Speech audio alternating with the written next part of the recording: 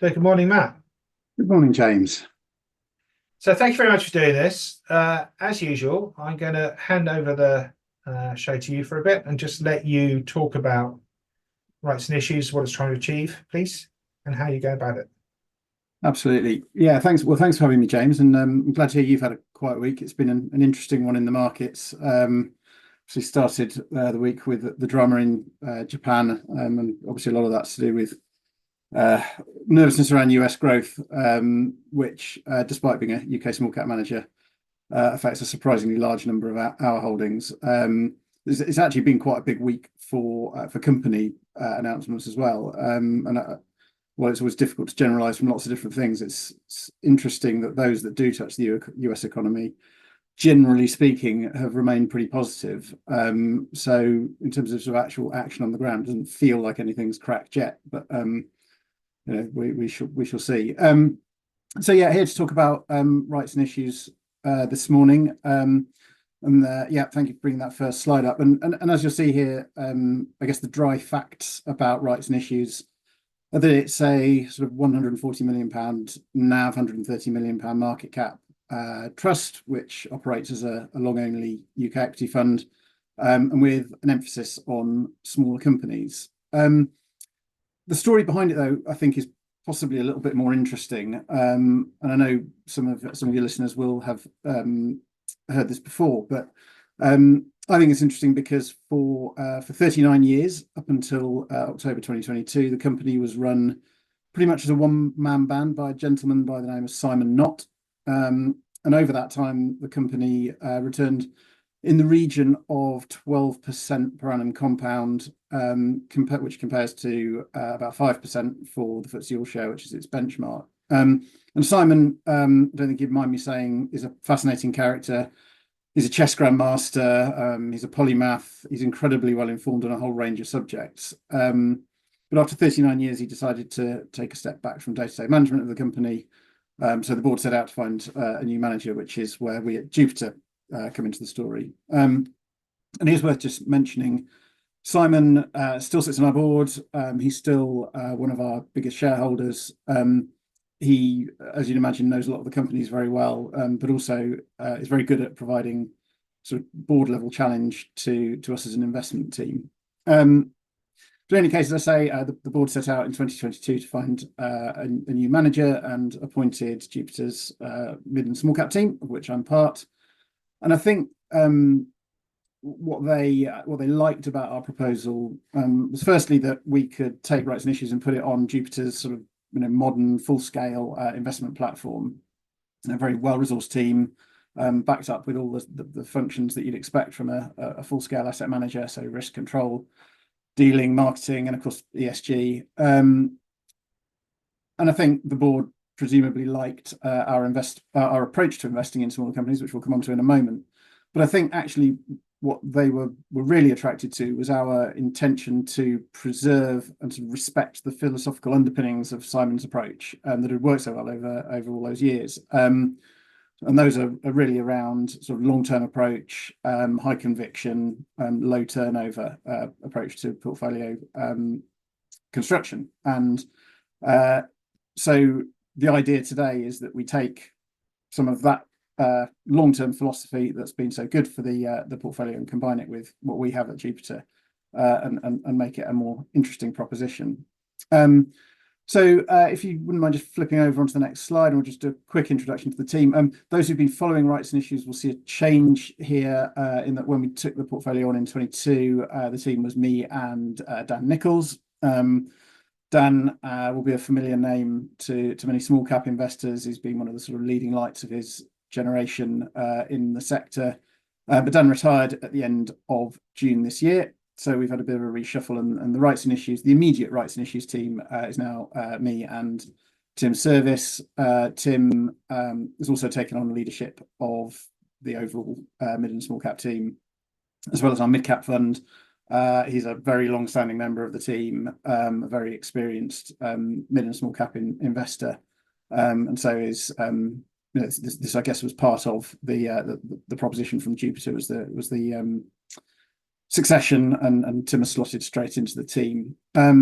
And then if you don't mind spinning on just one more slide.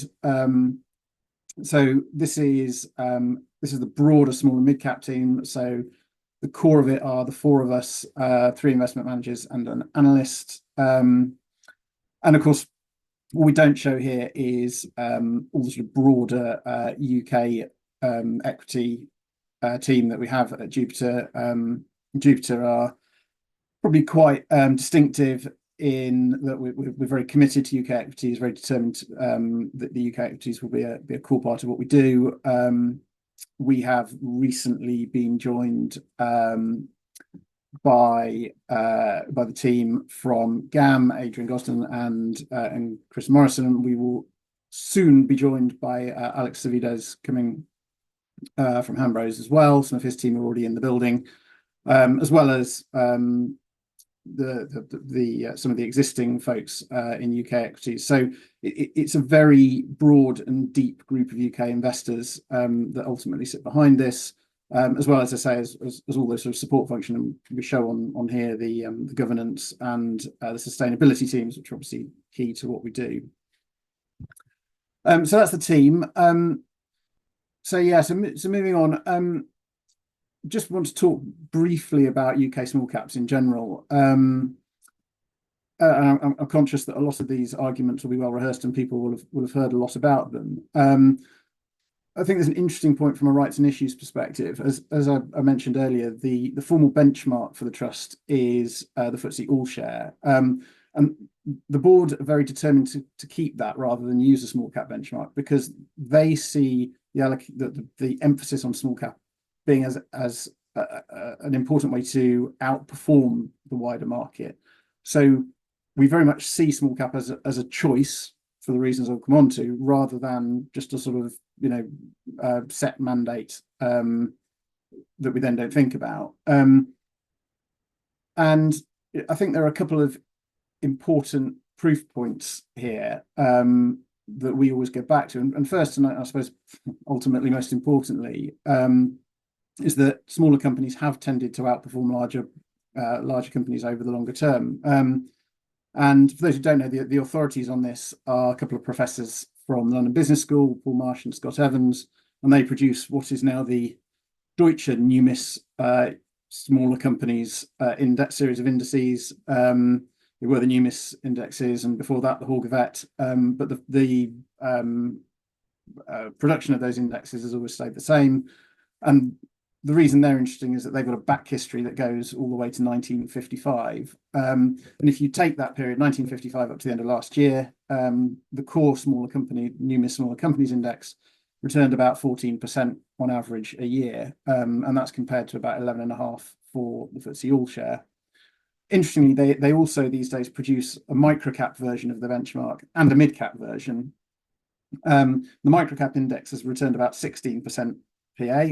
And the mid-cap sort of in between small and large at about 13%. So what they've shown is that not only do smaller companies tend to outperform, but it does seem that you get this effect that the smaller the better. Obviously, it's important to say that it doesn't necessarily hold in any given year, and it can break down over relatively long periods, even sort of 10 years. But the data still says that over the long term, small caps tend to outperform. And the reasons you could spend hours on all the minutiae of this, but there are a couple of things which we sort of illustrate on this slide that we think are important here, particularly around the sort of the level of research coverage and the development of price anomalies, technical factors that move prices away. And there are some good price points, some good proof points here when you look at them. So one of the things is that if you look at the dispersion of returns in the small cap world versus big cap, it's much broader. And the other interesting thing is that if you look at the performance of the average small cap fund, so if you just go and look at sort of IA sector small cap funds, they do on average tend to beat their benchmark, which obviously big cap funds famously do not. So all of this, you put all of this together, and what we think this means is that this is just a really good place to be a stock picker.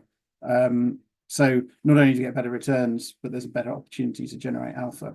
So to say, except that all of that is rather well set. And if you go on to the next slide, I shall make another point, which I know has been made rather a lot in the past, but feels quite pertinent at the moment. And this chart just shows, this is just the forward PE for various benchmarks.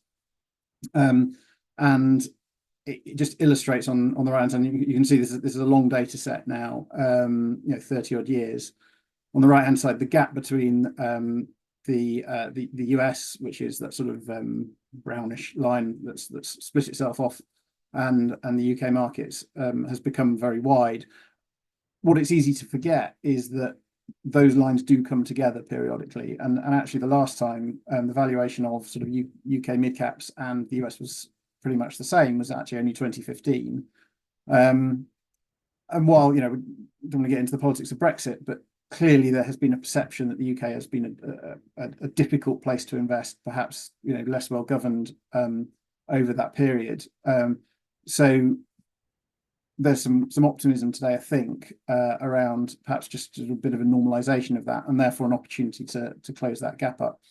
I would just make one final point on this. One of the pushbacks you often hear when you look at data like this is that this is just purely a function of the sectoral mix between the US and other markets.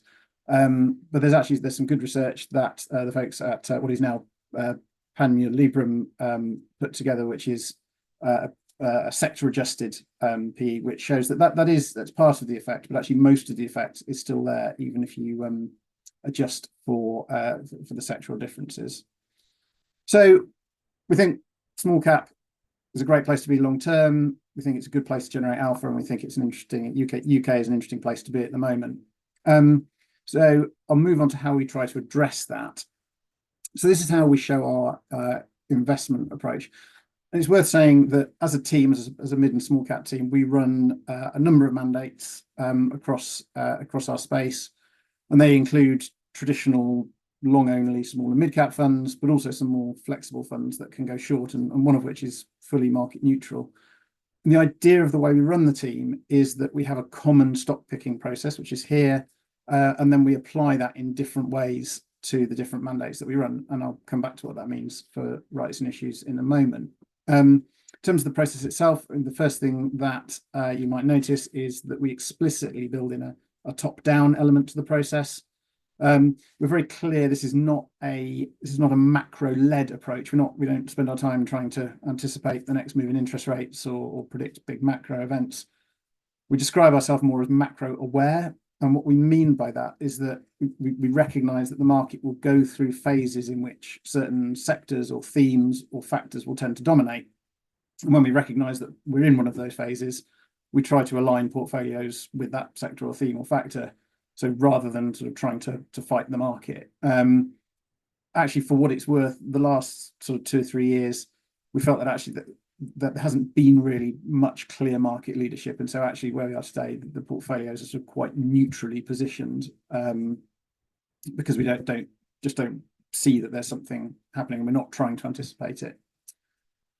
So that macro awareness aside, the process is predominantly very much a bottom-up stock picking approach, and we focus on 3 key criteria, which are sort of the slightly below the middle of the slide there, when we're looking for investments. The first is that we're looking for companies with the characteristics that deliver sustained above average earnings growth, and those tend to form the core of our portfolios because experience just suggests that these are the companies that ultimately tend to create the most value over time. So those are your businesses that have high returns and the ability to reinvest and compound those returns. Secondly, we look for companies that we think have a prospect of delivering positive earnings surprises, and by which we mean where our research suggests that there's a good chance of profit outcomes that are better than market consensus. As you'd imagine, that tends to be somewhat more opportunistic in nature. And then finally, we look for stocks where we think there's the potential to earn a re-rating, so a higher multiple. And these are often businesses that are going through some kind of change, perhaps new management, change of strategy, something in the market that is changing or inflecting. And as you might imagine, the very best ideas tend to be where there's an element of all three of these. So perhaps a business which is going through some sort of change, which we think will allow them to grow faster, deliver those earnings surprises, and ultimately, as it becomes recognised by the market, re-rating. What all this looks like in practice is just very much a lot of diligent research and work. So we spend a lot of time meeting management teams, visiting companies, speaking to sort of various stakeholders, staff, suppliers, customers, competitors, and so on. We often build our own financial models, and we do work closely with the sell side so that we understand businesses as deeply as possible. It's very much a team-based approach. So the four of us in the core team, we all have sectors that we cover individually, and then effectively we're all working for each other on the mandates that we run. So I guess on that point, with rights and issues specifically, what we're trying to do with portfolio construction is sort of respect and bring in the benefits of that philosophy that worked so well for 39 years under Simon Knott. So it's concentrated. We have about sort of 20 stocks. It's a long-term, low turnover approach. There has been a period since we took it on where the turnover has been a little higher. But in principle, what we're looking for is those sort of long-term, high conviction ideas that we can put into the fund and hold for a very long period. Having said that, what we have done since taking on, when we took the portfolio over, it was about 20 stocks, but it was very concentrated in the top few holdings. So the top 10 positions accounted for 84% of the NAV when we took it on. Today, that's about 62%. So it's still a very concentrated portfolio, but we think we've got a better spread of risk. And the idea is to just mitigate some of that single stock risk. So if you don't mind flipping over onto the final slide, I'll just give you a very quick run through of three of the most recent additions to the portfolio, just to try and bring that process to life a little bit. And I'll start with Oxford Instruments. So for those who don't know it, Oxford is, we see this very much as a global leader in some very specific high-tech niches. So they're experts in things like advanced microscopy, imaging, and cryogenics. And they have a wonderful, wonderful history, starting out in the proverbial garden shed in Oxford, in academia, and then research. What the company's been trying to do over recent years is take that expertise and apply it more broadly into commercial end markets, which are naturally much bigger and offer greater growth. And essentially, that strategy has started to bear fruit. So what we think we've got here is a business that's gone through a change, is now growing fast, and has that opportunity to surprise positively. And it's still on what we think is a pretty sensible valuation as an entry point. So it's a sort of natural long-term holding for a fund like rights and issues. Secondly, very different, we have Jet2, which is now, it's actually the UK's largest short-haul holiday company by number of IATA licenses. And it's got a unique, for its niche, vertically integrated model, in that it's a holiday company by nature, but it owns its own airline. And what they've built over the years is a much more customer-centric proposition with really good products and really good service. If anyone's flown with them, it's just very noticeable that you don't have to be at the airport at 4 o'clock in the morning. They have more staff on the check-in desk, so you don't have to stand in a queue, and they treat you like a human being on the plane. And so they've differentiated themselves and have grown market share really strongly over the years. It is, however, it's a holiday company. It will have some volatility and some cyclicality. And for that reason, the market is wary of it and rates it very lowly. And we think that's, again, is a great opportunity because with a fund structure that can wear some volatility, the underlying growth is strong. And so that fits really well. And then finally, GB Group. GB is it's a one of the world's largest independent ID verification and fraud detection businesses. So it's software and services. and has generally been seen as a great UK success story. That their USP is they're independent, so they're able to offer global coverage where even the really big credit reference agencies tend to be tied to certain jurisdictions, which means that they can't meet all of their clients' needs, and GB steps in there. GB rode the sort of the COVID e-commerce wave very strongly and became very, very expensive as a share. And then as that effect unwound, got somewhat abandoned by the UK market. And as ever, the truth is sort of somewhere in between. We think there's really good, attractive long-term growth here. And that sort of post-COVID pullback has offered a really good opportunity to come in for rights and issues. So I'll probably leave it there and move on to questions, but just, I guess, just to try and sort of summarize what we're doing with rights and issues. I mean, we think that this is a pretty much unique history as an investment company, a great track record, and we just think it's exciting to be able to combine that with what we have at Jupiter, the investment platform, and that stock picking process I've just talked about. And I just think today that's quite an interesting proposition. If like me, you think that UK small caps look like an interesting place to be at the moment. That's great, Matt. Thank you. Have we got a slide with the portfolio on it somewhere? Yeah, if you keep going. There we go. Cool. We'll just have that up in the background while we talk for a bit. Now, I suppose just thinking about the macro bit for a bit. What's actually happened this week within the portfolio? You mentioned that there've been some kind of knock-on effects, but are these companies much affected by the kind of gyrations in big stocks in the US, or is just plow on as normal? Yeah, I mean, well, I think there's probably a difference between what happens to share prices and what happens to businesses. I think to a certain extent, it's just we're getting into mid-August, liquidity is low, and market makers are nervous, and so you do tend to see just a sort of pullback, almost apropos of nothing. But I mean, look, some of these businesses do have Hill and Smith would be a really good example. They've been trading very strongly on the back of US infrastructure investment.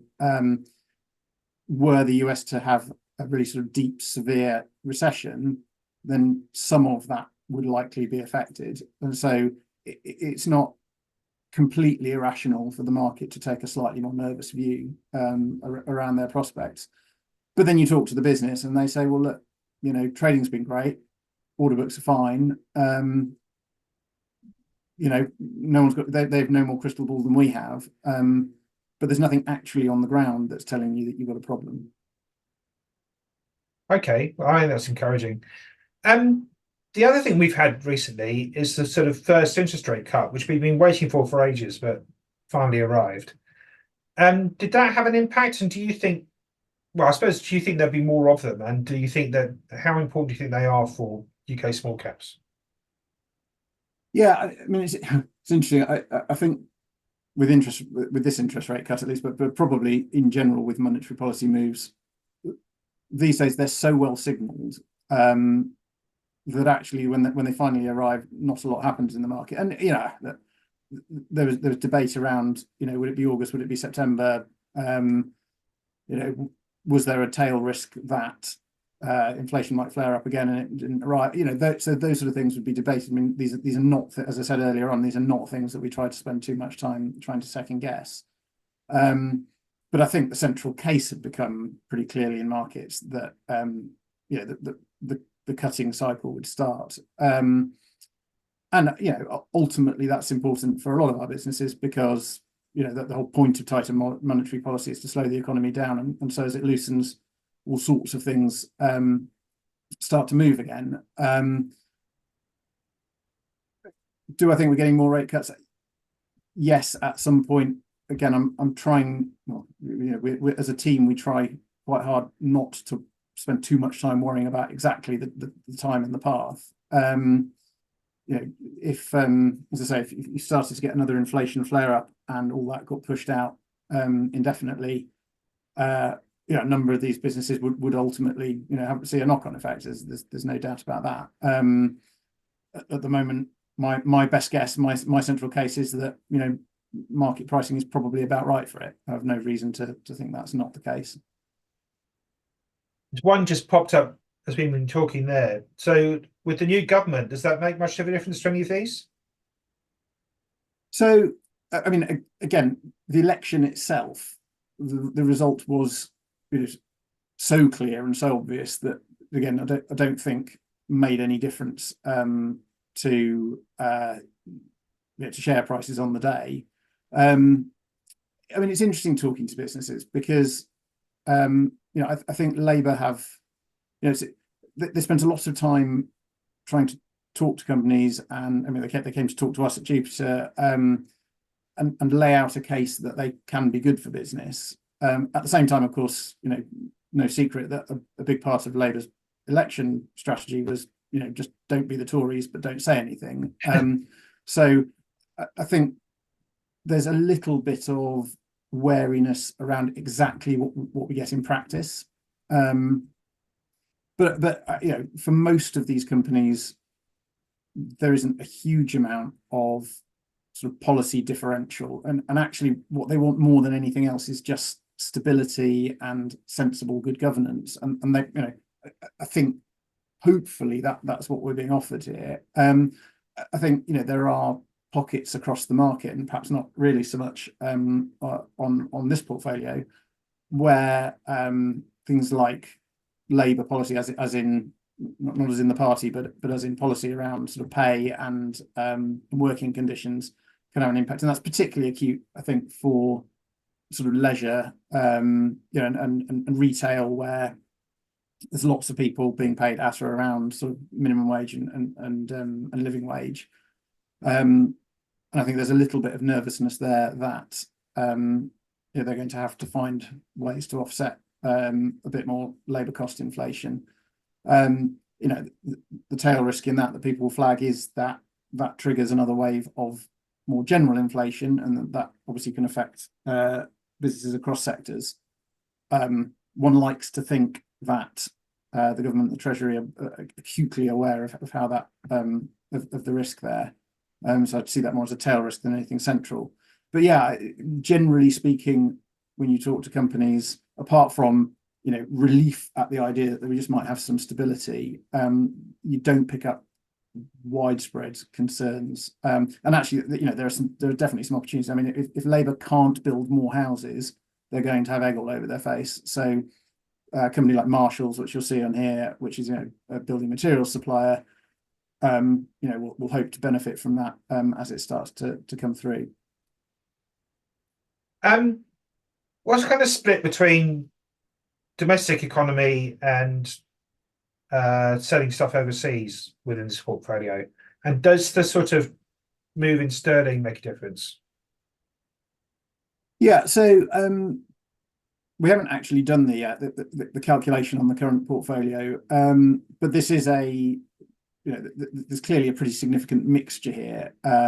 Everything from sort of almost entirely global companies where the UK is going to just be a small part of what they do. The big industrials in here like IMI or Spirax, through to entirely domestic businesses. So Telecom Plus, which is people might know it better as Utility Warehouse, independent energy and telco reseller, which is entirely domestic. So clearly the currency impact can be different in different places, and obviously for those dollar earners, the strength in sterling has been a little bit challenging, but that comes and goes, and generally, my feeling is that generally that doesn't affect multiples, and therefore doesn't have a huge impact on share price, other than when you get a dramatic move, you can see it sort of in the short term in prices. But we try not to be overly distracted by moves in currency. There are some businesses in here which have, so I mean, Oxford Instruments would be an example where they're a genuine exporter, where they're making things in the UK and have a cost base in the UK and selling elsewhere, where they need to be a little bit more sort of in principle a little bit more careful about currency exposure. But again, because they're a very niche specialist in what they do, there will be less sort of dollar price elasticity, because for a lot of their products, they're the only place that you can come to get them. So FX exposure is something that we talk to all of our businesses about, all the relevant businesses about. But we try not to be sort of overly swayed by sort of short-term moves in FX, because again, it's just one of those things that we're never going to predict. Interestingly, Alpha on there, or Alpha Group International, to give them their full name, big part of their business is effectively an FX brokerage, although the model is a long way from a brokerage model, but they help companies with their FX risk management. And of course, actually, currency volatility is quite good for them, because it reminds companies of why they're needed, and is actually sort of drive some business development. So it can often be swings and roundabouts at a portfolio level. Looking at this portfolio now, what are the big changes that have happened since you took it on from Simon? Let's do that one first. Yeah, so structurally, as I mentioned earlier, if you looked at this on sort of day one, the largest position would have been around sort of 13%, and then down at the other end of the portfolio, there were sort of 8 to 10 stocks below 1% in very sort of tiny size. And so structurally, what we've done is effectively flatten it. So the largest positions are smaller, the smallest positions are bigger. We think that all of these holdings will contribute, although it is worth saying that the two right at the bottom of the portfolio, Gresham and Spirent, have both been have both had takeover bids, and actually, so this was obviously cut at the end of June, but and both now left the portfolio. So if you think about it conceptually as a 20 stock portfolio, so therefore averaging a 5% holding, and somewhere around that sort of 2 to 8-ish type range. So that flattening is the main thing. The other thing is that Simon and our board have probably a heritage in industrials, and had a very heavy focus on industrials in the portfolio historically, partly in terms of number of names, but actually in terms of the things that they allowed to become very, very big holdings. And one of the things we tried to do is bring in a bit more sort of sector balance. So if you skim down the holdings, the things we bought in: Gamma Communications, Telecom Plus, Alpha, as I just mentioned, Oxford Instruments, OSB, which is a specialist lender, GB Group in technology, Jet2 in travel. These are all sort of outside the areas that perhaps would have been the natural comfort zone for the board before our arrival. And that's again is very much deliberate, not because we necessarily dislike industrials, but just because there will be times when they're out of favor and underperform. And again, what we're trying to get away from is an unintended skew to a particular, in this case, sector, but or theme or factor. So I think in a number of ways, you've got a more balanced portfolio today than it would have been. And the other questions on here is, does anything change with Dan retiring? No, really not. So because of the way that we work the team, this very team-based approach, there's nothing that we would do or have done or would do to rights and issues that wouldn't have been a broader team-based decision. So although day to day, Dan and I, now Tim and I, monitor the cash levels, think about position sizes, sort of work on the portfolio construction, actually, when we get together as a team, we'll review the portfolio, review all the holdings. So some of these holdings will be under my coverage, as it were, but some will be the other members of the team. So we all feel like we own everything. So for Tim to step in wasn't anything new for him. He knew the portfolio, knew what we were doing with it, and I think that's very much part of the proposition to the board, was that we would have this succession planning and ensure that when things change, and inevitably things do change from time to time, that everything would be very seamless. So there haven't been any changes, and while inevitably things will evolve over time, none of that will be different because it's me and Tim rather than me and Dan. You mentioned Gresham Sparrow getting taken over. That's been a big sort of factor within the market recently. Do you think that's ongoing, that you're going to see more and more bids, or we've reached the end of that now? I mean, we've obviously seen HL bid for today. As you say, it's been a strong theme. Yeah, sort of bit of a bout of sterling strength perhaps takes some of the edge off that. But I go back to that valuation slide that I showed earlier, and the UK still looks pretty attractive. And if you're an industry buyer in the US looking at that big rating differential and feeling that actually maybe the UK now is somewhere that you could operate and feel comfortable operating, these are great opportunities. Perhaps a bit of the frustration for us, and I'm sure other UK managers would say the same thing, is you get the sugar rush of a bid on the day, but actually having a lot of these really good businesses taken out and removed from the UK market isn't a good thing long term. So yeah, I always have slightly mixed feelings. Gresham would be an interesting example. They are, they're a little business, don't get me wrong, but they have a very strong niche in the area of high-speed reconciliation software. And that's something that's going to be a growth market. And so the fact that that's now gone and with the UK market doesn't benefit from it is a bit sad, albeit, as I say, it feels more positive on the day when you get the bid and you get a nice performance tailwind. You've probably, I think you're ranked sort of third or fourth in the sector in terms of performance over the past year. What's been contributing to that?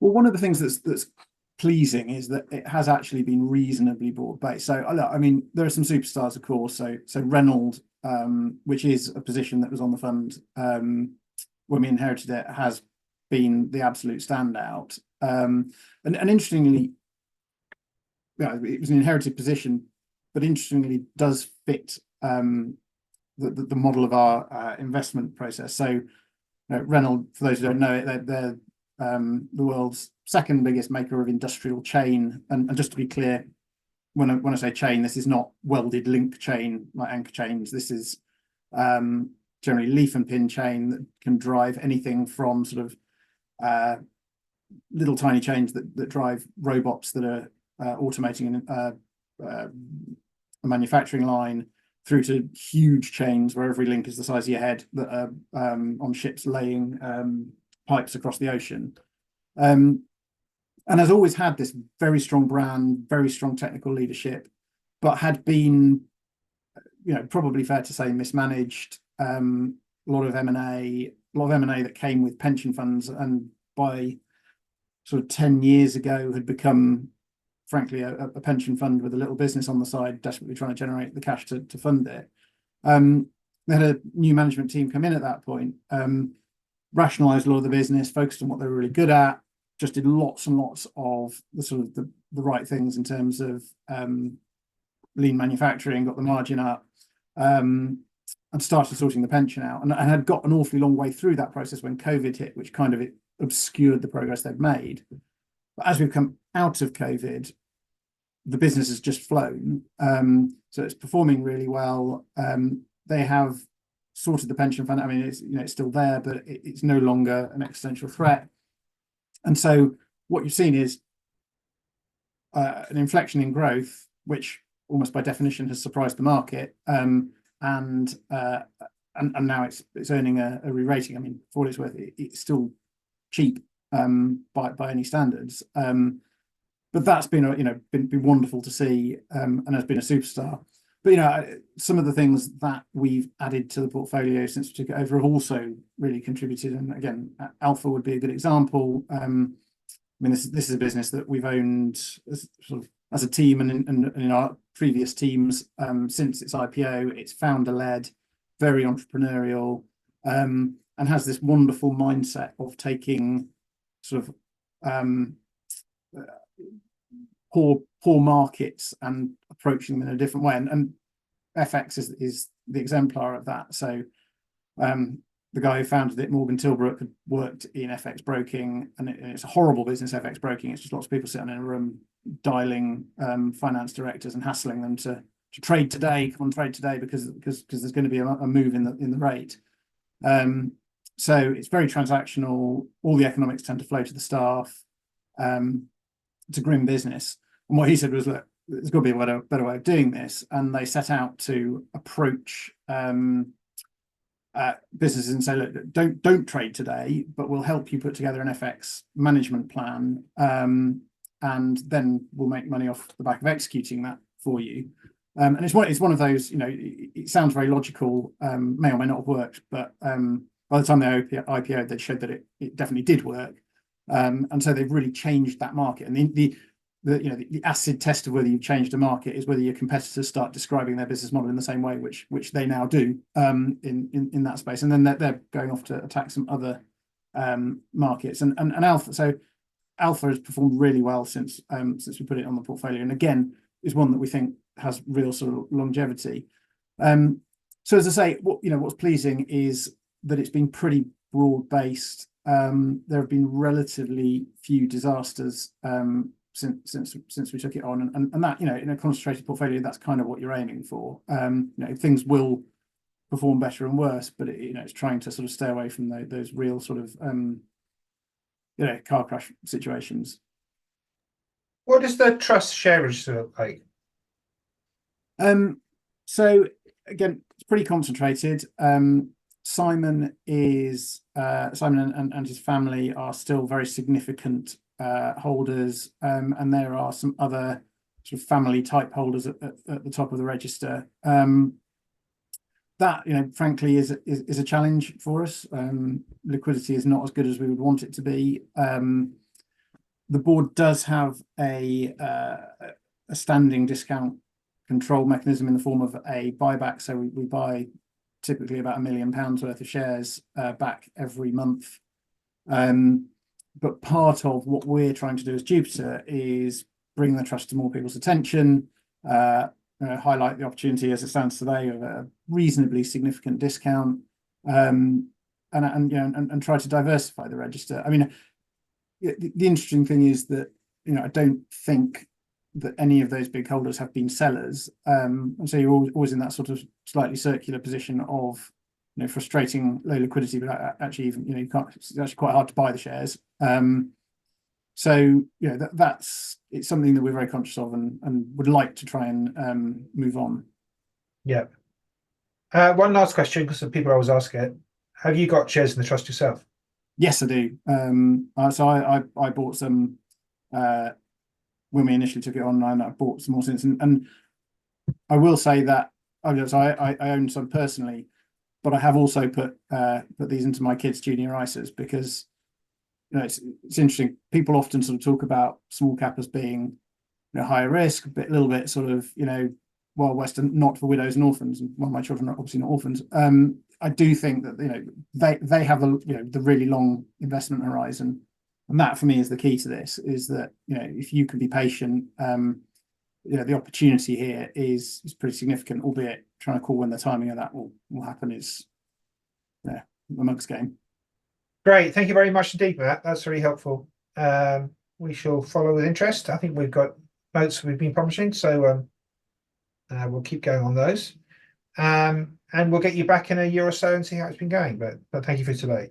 Great stuff. Thanks, James. So next week we're back talking to another UK manager. So it's Ian Lance from Temple Bar Investment Trusts, which is again another one of the sort of better performing UK equity funds at the moment. And then the week after, It's Craig Baker talking about the merger between Alliance and Witan, so that's going to be quite interesting, I think. So with a full lineup, as we've often said, next quarterly panel show on the 20th of September. Hope to see you then. But in the meantime, have a good week, and we'll see you next week on the 16th of August. Thanks. Bye bye.